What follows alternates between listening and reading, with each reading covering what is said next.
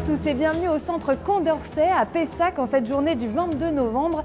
Alors c'est parti pour une journée consacrée à l'alimentation saine et durable dans les établissements de santé et médico-sociaux.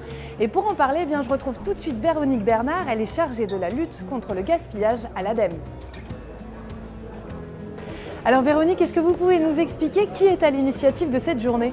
Tout à fait, c'est la DRAF, l'ADEME et l'ARS qui en fait ont des missions communes, notamment faire évoluer le système alimentaire et puis les pratiques aussi alimentaires et également réduire le gaspillage alimentaire. Et alors quel a été le déclic? Pourquoi vous avez souhaité mettre en lumière le travail fait dans les établissements de santé et médico-sociaux? Pour mener nos missions en fait, on lance des appels à projets où on mène des actions.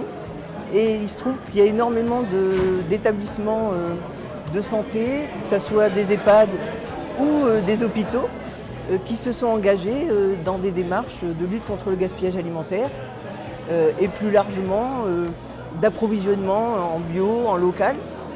Et ce qu'on a voulu faire aujourd'hui, c'est mettre en lumière en fait toutes ces initiatives et puis d'abord pour les valoriser, et les faire connaître et ensuite permettre que d'autres établissements s'engagent dans cette démarche vertueuse.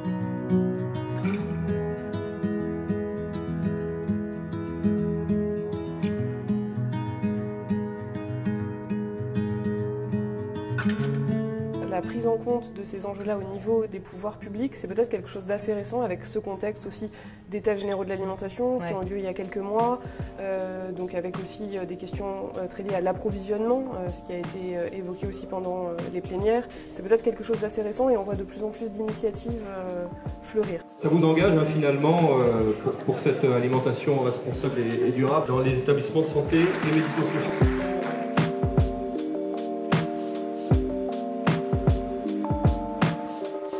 Les leviers, ce sont d'abord l'évaluation, pour savoir où agir.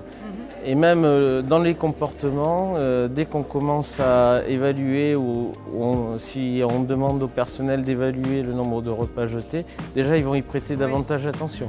Donc ça, c'est un levier très fort et assez efficace. Ensuite, une fois qu'on a fait toutes les évaluations, on peut tirer des diagnostics plus précis. Gros succès donc pour cette journée autour de l'alimentation saine et durable dans les établissements de santé et médico-sociaux. Alors on aura eu des paroles d'experts, des retours d'expérience, des récits sur des innovations mises en place sur différents sites. Et si vous voulez avoir tous les détails, l'intégralité des conférences est à retrouver sur le site nouvelle-aquitaine.adem.fr. Allez, à bientôt!